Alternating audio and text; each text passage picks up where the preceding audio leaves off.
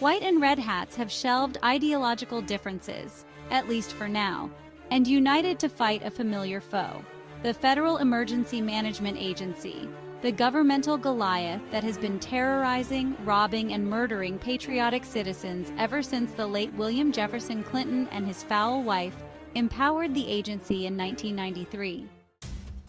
Over the past 6 years, white hats have fought FEMA in its natural habitat, disaster zones ravaged by fires, floods, hurricanes, and tornadoes. In each instance, invariably, white hats caught agency agents tormenting and pillaging innocents whose lives natural and man-made disasters had upended.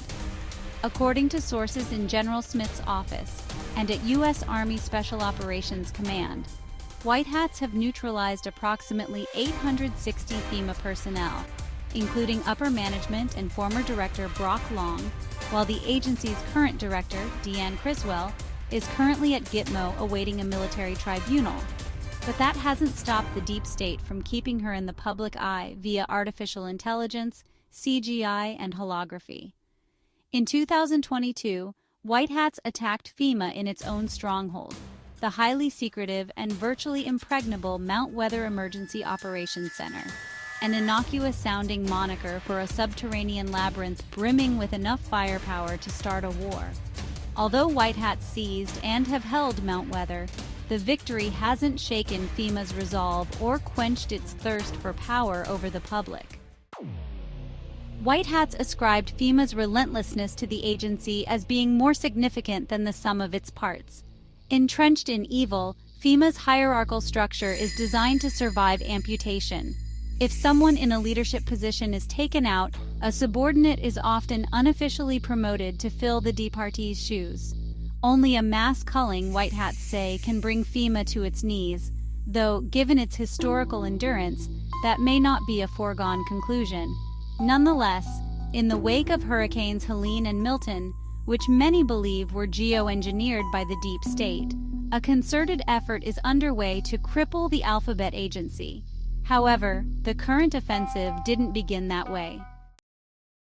When white hats failed to respond immediately to an armed FEMA presence in North Carolina, red hats, an amalgam of active duty and retired military and non-federal law enforcement, took matters into their own hands.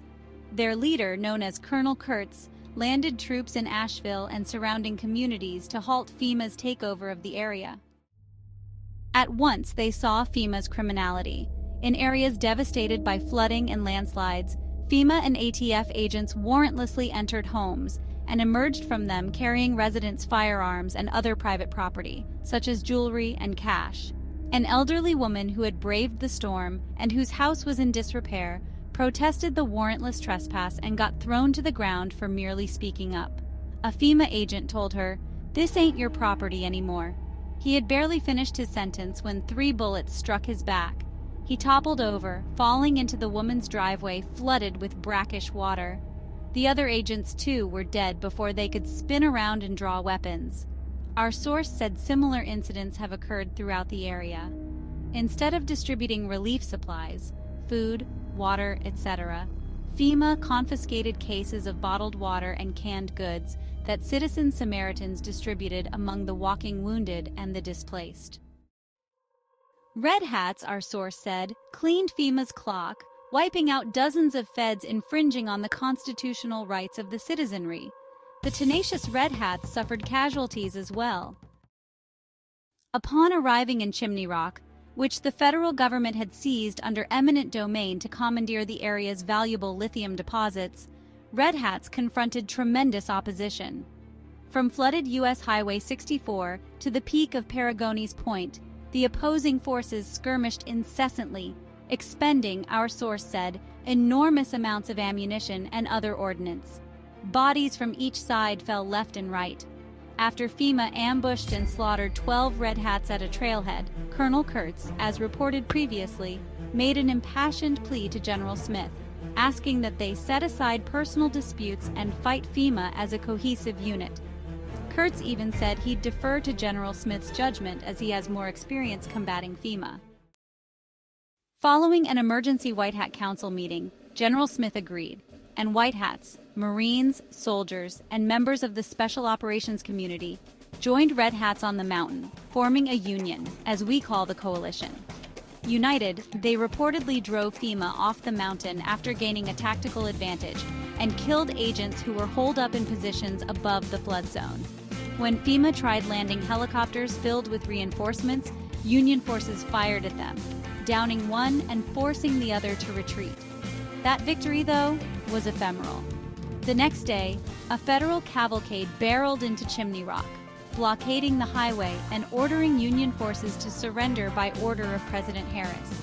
The Union had prepped for a protracted standoff, and with elevation advantage began clinking off feds as they stepped out of their vehicles, many of which had been fitted to traverse deep water.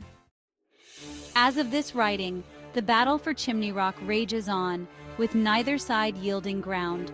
Our source said the Union's tactical expertise will ultimately lead to victory.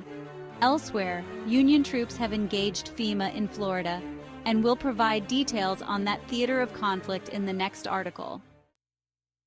In closing, our source said General Smith and Kurtz met in person to discuss the collaborative effort. Sometimes uniting to fight a shared enemy can bring two people closer together, he said.